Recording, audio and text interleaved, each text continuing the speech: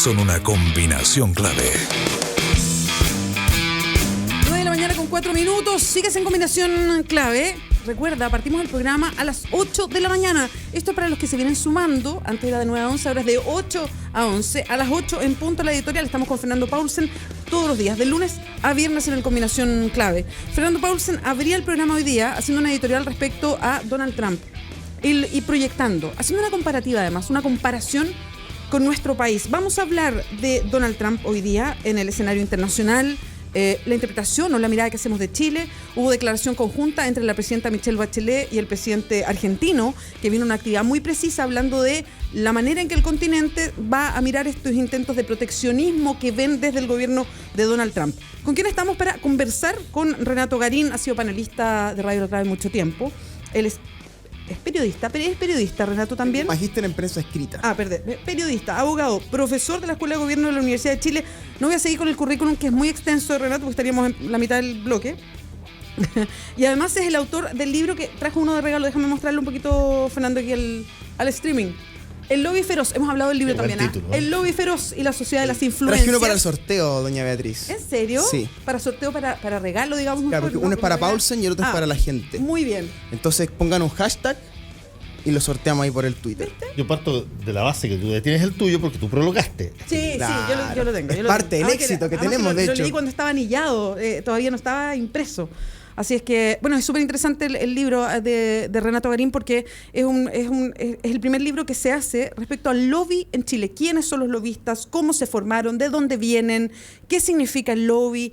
¿Cuál es la legislación en Chile? ¿La legislación comparada respecto a otros países? En fin, todo esto autor Renato Garín. Ya, Renato, ¿cómo estás? Buenos días, doña Beatriz, don Fernando. Bienvenido a esta casa de mi parte. Gracias. La libertad editorial que tenemos acá, la buena onda y la buena comida que nos dan además. Yo por eso estoy acá hace 2 años ya. Está muy bien alimentado. Sí, además este dúo me parece extraordinario. Solamente compararle con Copano y Cristian John Peñailillo. Ya, aparte usted, Fernando Paulsen, que tomó el tema desde temprano. Sí, yo decía en la editorial que aparentemente entre Chile y Estados Unidos son tantas las asimetrías que cuesta pensar que algo que los gringos puedan intentar hacer aquí se replique. Pero Estados Unidos es un país extraordinariamente curioso. Es un país que desde su sistema electoral presidencial, donde una persona que saca menos votos que otra gana, por el sistema que tienen a través de las distribuciones de votos del colegio electoral a través de la población de los estados, tiene una historia extraordinariamente, llamémoslo así, violenta. Así es.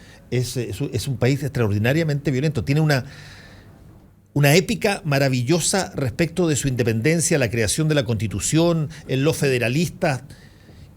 Y eso pasó todo en 1776, 78, y 100 años después ya estaban listos para matarse entre ellos por que buena parte del país, entre otras cosas, no quería darle libertad a los esclavos.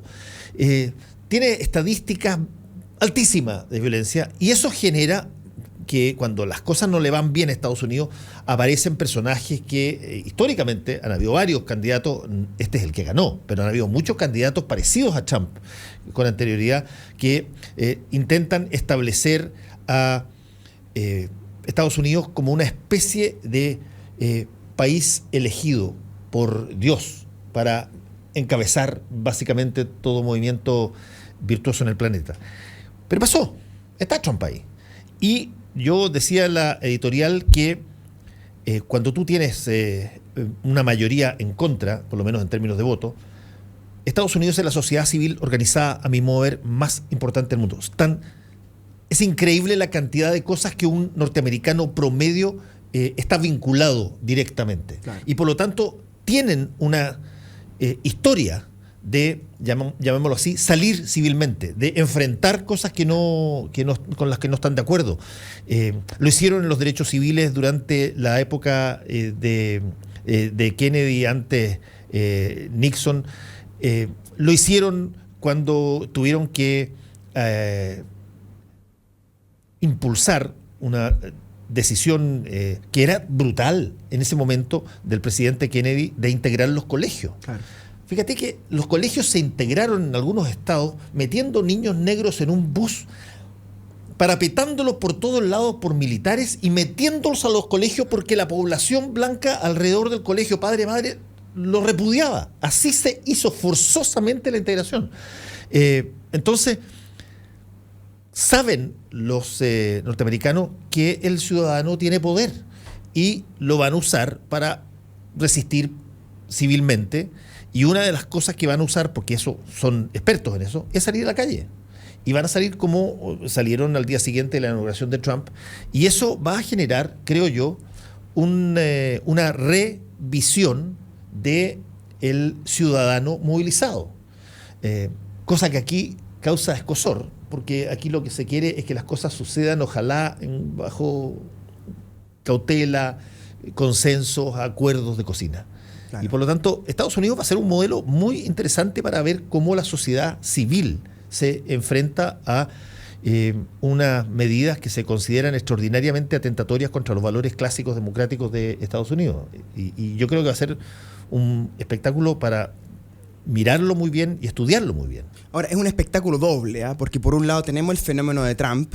El fenómeno de Trump claramente responde a esas categorías que hemos hablado de populismo. Es un populismo, sin embargo, bastante sofisticado, pese a que uno lo ve un poco torpe al tipo con su lenguaje. Es un populismo muy sofisticado porque coloca al enemigo del pueblo en inmigrantes que no tienen derechos. Entonces hay un juego ahí que es perverso, pero que a la vez es muy sofisticado, porque es sacar de la contingencia política la discusión real y llevarla a un otro, que claramente Trump lo que está haciendo es, con estas medidas, asegurar su paquete electoral más duro, ¿no? Y decir, cumplí con para lo que me eligieron, ¿no? Y de hecho, en Estados Unidos, tal como tú lo decías, es un mundo, porque hay estados que son profundamente conservadores y, digámoslo, profundamente reaccionarios, donde Trump tiene mayoría en este momento con sus movidas, y la oposición, que es el otro lado del cuadro, es una oposición al menos cuádruple. Es una oposición primero en los jueces. Los jueces en Estados Unidos, particularmente los del este de Estados Unidos, son bastante liberal y progresista. La jueza que interviene en el tema de los inmigrantes, que es del 9º circuito, el 9º circuito siempre ha sido un circuito muy liberal, es el circuito de la libertad de expresión, es el circuito de los derechos sociales, ¿verdad? Enseguida hay una pata en los medios de comunicación. Estamos viendo un enfrentamiento en los medios de comunicación impresionante todos los días y a cada rato. Además, ya no están solo los grandes canales de televisión. En Estados Unidos surgieron una serie de canales de YouTube, canales de streaming, gente que levanta medios de comunicación alternativos en Facebook, ¿verdad? Entonces hay una guerra ahí cultural de la verdad, ¿no? Esta idea que nació en Oxford de la posverdad, que está permanente en juego, ¿no? En tercer lugar está la calle, como tú bien decías, la sociedad civil, donde hay una historia muy densa, particularmente los movimientos sociales, ¿no? Enseguida tienes la ruptura dentro del Partido Demócrata. O sea, nadie habla del Partido Demócrata en este momento. El Partido Demócrata está en una crisis muy seria de proyecto, de visión, parecido un poco a lo que le pasó a los laboristas, guardando todas las proporciones, por supuesto, hace ya un buen tiempo, cuando gana Corbyn la conducción del partido. Sanders se está rearticulando con su grupo. Tengo la impresión que quien va a liderar ese grupo ahora no va a ser Sanders, sino que va a ser la senadora Elizabeth Warren de Massachusetts, ¿no? Que es, a mi juicio, la voz más lúcida que tiene el Partido Demócrata hoy día. La vi anoche muy bien, muy clara, porque es abogada, profesor de Derecho Seguro en Harvard. Entonces, esos 4 elementos contra Trump, en el fondo, se oponen a una forma de populismo contra los inmigrantes, ¿no? Que es la versión populista que ha tomado Trump. Y está surgiendo en el mundo ese mismo populismo en Francia con Marine Le Pen, por ejemplo, y también en otros países europeos que hemos visto ascensos de movimientos fascistas, que claramente están en la fibra, ¿verdad?, de eso que llamamos populismo antimigratorio, que me parece que va a ser una de las claves también en Chile. Manuel José Sandón está tocando esa tecla. Renato, pero es que justo te quiero llevar a ese tema, a propósito de lo mismo que estamos conversando, y mirando, por ejemplo, la misma discusión que hay sobre la conformación de la Corte Suprema y lo que eso puede incidir en ciertos temas de discusión sobre derechos civiles en Estados Unidos. La misma discusión con los medios de comunicación y la relación que pueden tener los medios, o cómo un presidente, en este caso Trump, mira los medios, los va catalogando según lo que él considera que son los buenos, los malos, los que dicen la verdad, los que mienten, en fin. ¿Cuánto de eso trasciende? Y yo sé que hay una línea directa que tiene que ver con los movimientos de conservadores de ultraderecha en Europa, pero ¿cuánto más trasciende en la discusión que se instala? Porque yo no puedo dejar de asociar siempre. Nosotros estamos hoy día, el Congreso tiene que debatir un proyecto para legislar algo sobre el aborto. Yo, personalmente, yo soy partidaria del aborto como decisión de la mujer libre. Estamos a años luz de algo como eso. Recién podría haber una ley de aborto que despenalice en algunas causales el aborto en Chile. Pero hay tantas otras discusiones pendientes, el matrimonio igualitario y muchas más en Chile. Y cuando uno mira una discusión que se puede detener o que se puede echar para atrás en Estados Unidos, ¿cuánto de eso influye en las conversaciones que podemos tener acá, en Argentina, en, no sé, en otras partes del mundo? Lo que ocurre, Bea, es que en todo el mundo, pero particularmente en América como continente, ustedes saben, los gringos le dicen América, pero somos bastante más países que ellos solo, lo que está ocurriendo es que los jueces están tomando un protagonismo central en las democracias. Esto pasó en España, con el caso Nos, por ejemplo, los casos de corrupción, la trama Gürtel, ¿verdad? Y todo lo que ocurrió con el Partido Popular. Y está pasando en Chile. Sí. O sea, el contralor Bermúdez reaccionó hace un par de meses, llevó una contienda de competencia, ¿verdad? Porque la Corte Suprema y los tribunales en general están teniendo una avanzada política. Y que uno desde el lado de los jueces lo podría justificar diciendo, bueno, en cierto sentido es su rol, ¿no? Pero cuando el juez reemplaza al policy maker, al creador de políticas públicas, ¿no? Y lo sobrepasa en sus funciones, claramente la democracia empieza a chocar. Y tengo la impresión que lo que va a hacer Trump es un gobierno contra los jueces y contra los medios. Y tiene el botón de la Corte Suprema, donde en teoría tendría mayoría, ¿no? Por el reemplazo que hubo, que sin embargo el botón de la Corte Suprema, los presidentes no pueden tocarlo todas las veces en Estados Unidos. O sea, es como la chicharra del time out en los juegos del básquetbol o del fútbol americano. O sea, en un periodo, digamos, tú no puedes jugarte más de 4 o 5 llegadas a la Corte Suprema, porque eso tensiona al país de una manera impresionante, ¿verdad? Y la élite política y cultural se tensiona de gran manera. Entonces Trump no puede ir ahora, creo yo, con este tema a la Corte Suprema. Creo que sería un error.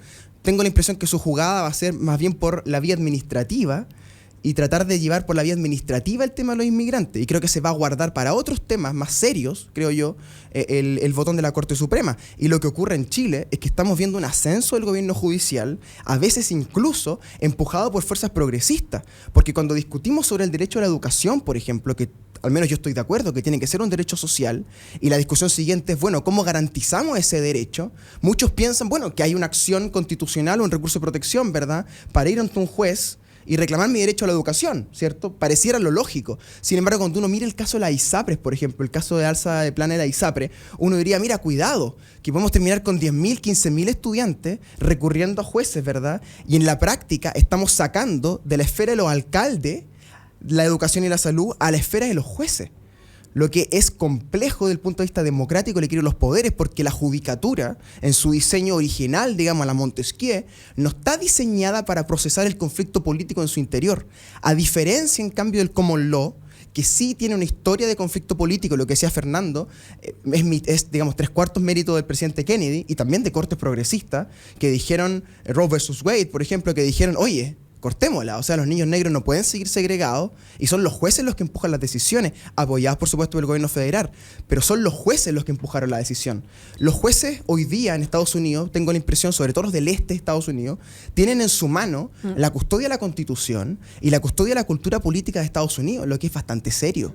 Creo que nunca antes, o al menos en los últimos 50 años, con esta claridad que se está viendo hoy día, los jueces tienen en su mano la custodia de algo tan importante como el patrimonio institucional norteamericano. Mira, yo soy fanático, Renato, y Bea, fanático de las series.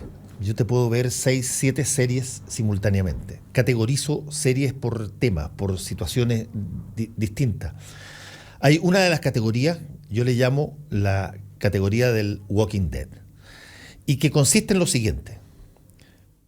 ¿De qué se trata el esquema macro de este tipo de serie? Hay una comunidad en equilibrio, funciona con los poderes que ellos se dan, existe en un pueblito o un país o una situación determinada, pero está en equilibrio, los valores que ahí se profesan funcionan libremente, hasta que de repente externamente viene una amenaza que pone todo en jaque. En Under the Dome cae un domo transparente y nadie puede entrar, nadie puede salir. Y en el caso de Walking Dead aparece esta amenaza de los zombies que no pueden hacer nada más que lo que están genéticamente capacitados de hacer, que es caminar para adelante torpemente, no pueden manejar herramientas y solamente comen humanos. Y está lo mismo en otras series que podría nombrar. el punto es que todo el gancho dramático de la serie es si lo que se profesaba antes de la amenaza, los valores que se profesaban, ¿Eran ciertos o no? a la hora de ser puestos en jaque, actúas tú como la persona valórica, democrática que decías que eras, o te transformas en un salvaje peor que los zombies, o estás dispuesto a hacer cualquier cosa para obtener una ventaja, ya que estas situaciones de confinamiento o de encierro te estresan y te significan de alguna manera que tú prefieres cualquier cosa con tal de padecer alguna cosa mayor. Estados Unidos está siendo puesto hoy día en un jaque inédito. Así es. Por Donald Trump. Lo que él está diciendo, lo han aceptado, es presidente legítimo, pero es un jaque inédito porque atenta contra cosas que los norteamericanos han defendido muchísimo durante mucho tiempo. Y la pregunta, tal cual como las series, va a ser a ver cómo reaccionan. ¿Reaccionan enfrentando esto, resistiendo, pacífica? ¿Salen? ¿Va a salir algún loquito que va a intentar hacerse el héroe matando a Trump? ¿Va a haber grupos que van a, qué sé yo, salirse como fueron en su momento los hippies, separarse de las instituciones y del Estado haciendo cosas aparte porque no están dispuestos a ser parte de esta sociedad que quiere construir Donald Trump? Pero es casi como un formato de serie. Es muy buena la metáfora. Llega una persona que hace cambiar todo lo que se creía que era parte. Y te pone contra la espada de la pared en el fondo. Y te pone contra la espada de la pared y te dice, a ver, ¿cómo reaccionas tú? ¿Qué es lo que tienes que hacer? Y en eso se está. Y todos los días hay una muestra de un enfrentamiento inédito. Cuando los voceros o las personas que representan a un gobierno consistentemente dan datos falsos. No te estoy diciendo que se equivoquen, no, dan datos falsos. No tienen ni un empacho en decir que existió una masacre que nunca jamás se produjo, como lo dijo la Kenny Ann, que es un personaje, y señala los medios de comunicación que no reportearon la masacre de Bowling Green. Y le responden los medios, perdón, no existió nunca la masacre de Bowling Green. Y todo el gobierno se parapeta detrás y defiende a este personaje que dice una falsedad abierta. Cuando se está investigando si es que hubo o no hubo intromisión de hackers rusos en la elección. Cuando se acaba de renunciar ayer una de las principales figuras del gobierno porque tuvo una conexión con la embajada rusa que no se comunicó y que no la dio cuenta. Tú estás en una situación total y absolutamente inédita en términos de la política norteamericana y por lo tanto la pregunta, como la serie, es a ver cómo se va a reaccionar. Son las 9:22. Estamos conversando con Renato Garín en el estudio, periodista, abogado, profesor de la Escuela de Gobierno de la Universidad de Chile. Estamos hablando sobre Donald Trump. Esa es la conversación. Quería un poquito aterrizar el tema para todos los que nos escuchan y que no han estado pendientes de la información internacional. ¿Cuáles han sido las primeras medidas de Donald Trump que han provocado todo esto que estamos conversando? La salida de la gente a la calle, la reacción de otros gobiernos a propósito de la ley de inmigración, el tema con los mexicanos por el muro. ¿Cuáles han sido estas primeras medidas, Renato? Bueno, es una medida, digamos, la que enciende la pradera, ¿no? Que él establece lo que llamaríamos acá un decreto migratorio, donde frena la migración en los aeropuertos, de hecho, ¿no? O sea, hay gente que venía en el aire volando, venía con derecho a entrar a Estados Unidos y queda sin derecho a entrar a Estados Unidos en el aeropuerto. Y además están haciendo, como él prometió, búsqueda de los 11 millones de ilegales que eran en Estados Unidos para deportarlos. Lo que por supuesto despierta toda esta reacción que decía Fernando, pero ojo que es una reacción de los dos lados, porque hay una reacción en contra y a favor, porque uno se pierde un poco y es bien impresionante cuando uno recién llega a vivir a Estados Unidos. Yo vivía en Nueva York, igual con todo lo liberal que es Nueva York, dentro de la sociedad norteamericana hay una mirada muy crítica respecto al fenómeno de la migración. Los supremacistas blancos, dentro de todo, recomiendo muchísimo la entrevista del periodista mexicano Jorge Ramos al supremacista blanco Niels Taylor, está en YouTube, son 20 minutos, es impresionante, ¿no? Como el supremacista blanco le dice, bueno, el poder que usted gana, señor Ramos, en Estados Unidos, lo pierde mi gente. Y estamos en un lenguaje de mi gente contra tu gente, dentro del país de los inmigrantes, digamos. Y es curiosamente este decreto, este instrumento legal, ¿verdad?, que ahora está, digamos, atrapado por la vía judicial, precisamente la misma vía que está prometiendo en Europa Marine Le Pen en Francia. Y a mí me parece que lo único más grave que Trump en Estados Unidos es Marine Le Pen en Francia. Si Marine Le Pen en Francia llega al poder, estamos realmente en una situación increíble en el mundo. O sea, dos liderazgos xenófobos se toman los dos principales países que llevaron la bandera de la libertad en un momento y terminan siendo funcionales a un discurso xenófobo. Yo creo que era impensado hace 10, 15 años. Y estamos en un escenario donde hay un populismo de derechas, Trump, Marine Le Pen, ¿verdad? Erdogan, Putin, el tipo de Hungría, por ejemplo, Víctor Orbán. Y hay un populismo de izquierdas, ¿no? Aquellos que apuntan a los inmigrantes son los de derecha, el populismo de derecha es el enemigo del pueblo son los inmigrantes, y están los otros que dicen el enemigo del pueblo es la casta política. Y ahí está Pablo Iglesias, ahí está Íñigo Rejón en Podemos, ¿verdad?, que tuvieron este fin de semana su congreso ideológico estratégico, ¿verdad? Y están estas dos fuerzas en pugna, particularmente en Europa, y creo yo que estas dos fuerzas en pugna son las que más temprano que tarde van a llegar a Latinoamérica. O sea, ¿el enemigo del pueblo son los inmigrantes o es la casta política empresarial? Y en esas dos visiones, lo que hace la sociedad es que se polarizan en dos verdades en el fondo, ¿no? ¿Quiénes son los malos y quiénes son los buenos? Y los medios de comunicación les cuesta muchísimo mantenerse, digamos, objetivos o equidistantes de ambas verdades y terminan casándose con una, ¿no? Claramente en Estados Unidos la prensa conservadora, encabezada por supuesto por Fox News, que son los guaripolas de esto, ¿verdad?, pero que hay ahora muchos más, claramente la versión de ellos son los inmigrantes, ¿no? Y esa idea que se plasma en el decreto de Trump es lo que termina llevando al 9º circuito judicial a frenar el decreto. Y hoy día es muy interesante ver cuál va a ser la salida técnico-jurídica del gobierno de Trump. Porque creo yo, si ellos tocan el tema de la Corte Suprema y terminan llevando esto a la Corte Suprema, van a crear una polarización de mucho tiempo que va a marcar todo el gobierno de Trump. Tengo la impresión que no es inteligente desde el punto de vista de ellos hacer eso.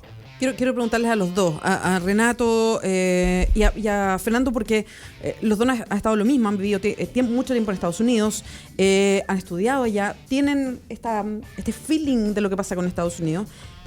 ¿Qué va a pasar con Trump en estos 4 años? ¿Trump va a hacer lo mismo que hemos visto estos días en 4 años?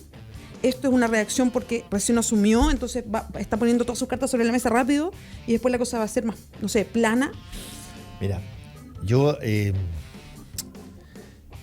escribí en un blog que tengo un poco la respuesta a esa pregunta.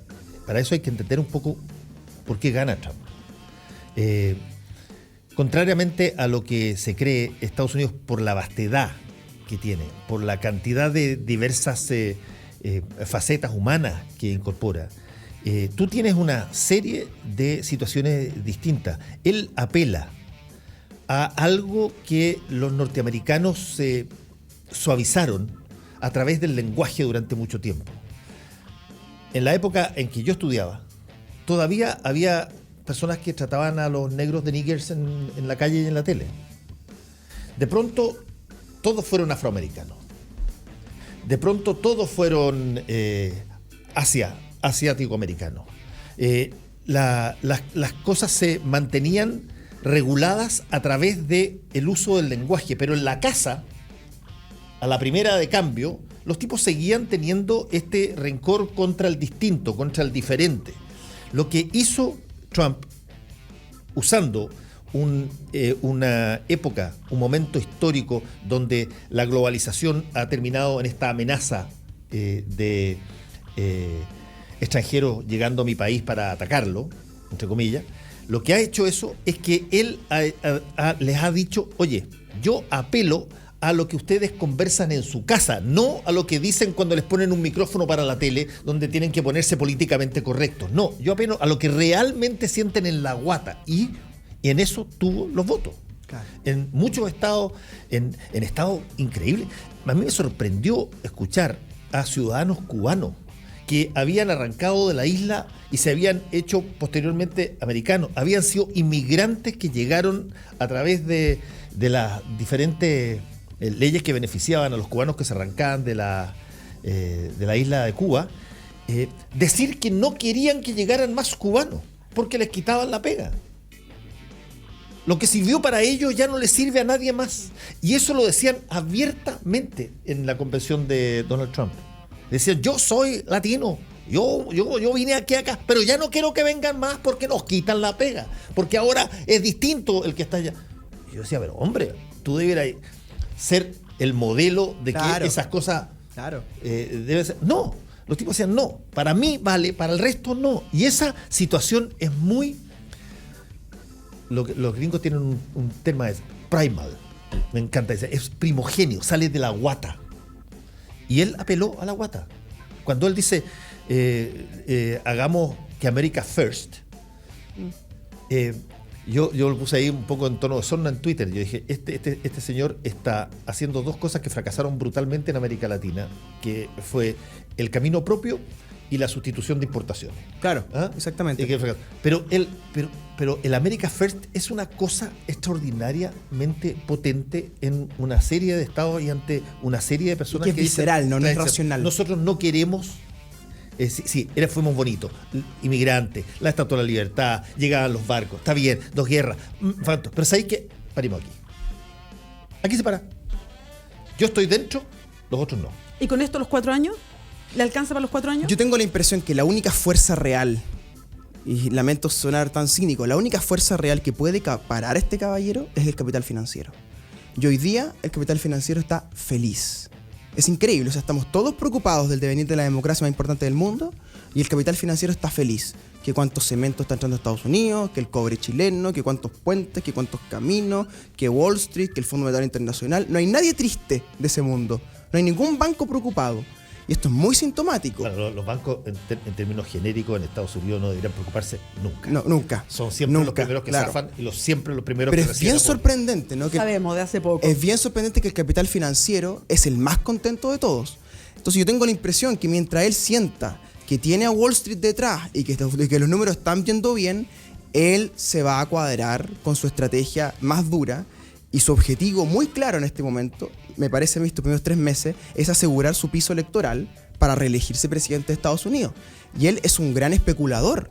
Él va a especular. Y hoy día ve que las acciones anti-inmigrantes están buenas y que están bullantes, va y las compra. Si aparece en algún momento otro tipo de acciones, ¿no?, donde él tenga que tomar posición y pareciera que el público norteamericano, como bien decía Fernando, desde la guata se cuadra con la idea, él lo va a hacer. Yo tengo la impresión que Donald Trump es un liderazgo líquido. Él no tiene una gran tesis. Él lo que hace es ir acomodándose a los feelings, ¿no? Entonces, él sintió que había una cosa contra Hillary Clinton, va y la toma. Él sintió que había una cosa contra Barack Obama antes, va y la toma. Hay una cosa contra los inmigrantes, va y la toma. Pero siempre cuidando la espalda más importante de todo esto, que es la que descuidó Michelle Bachelet, por ejemplo, que es mantener siempre contento y felices en sus cócteles y en sus encuentros al capital financiero. Si ese mundo está feliz, están todos contentos. Y eso es muy curioso. Renato Garín, muchas gracias por acompañarnos. Queda el libro para el sorteo. Así es. Gracias. Quiero insistir con eso. El lobby feroz. Es el de Fernando, Renato Garín. No, lo tomé solo para mostrarlo, Renato. No se lo estoy quitando a Fernando. El lobby feroz de Renato Garín se va en sorteo para los tuiteros que están escribiendo a propósito del tema, Donald Trump.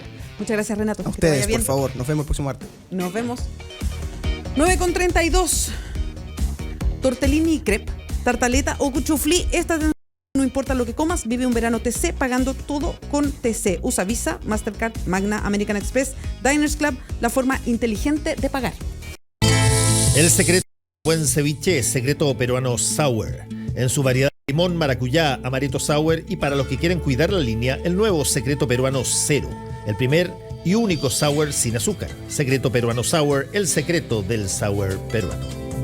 Vamos a hacer una pausa, a la vuelta estaremos con el panel. Lo primero que le vamos a preguntar al panel es ¿qué pasa si los partidos, los que conocemos hoy día, no alcanzan el refichaje? Y hay varios de ellos que quedan fuera, que no hay PPD, que no hay Partido Comunista. ¿Qué pasa? No sé, yo dije, no sé. 9:33, hacemos una pausa ya. Habrán lágrimas. @la Bea Sánchez y @Fernando Pausen.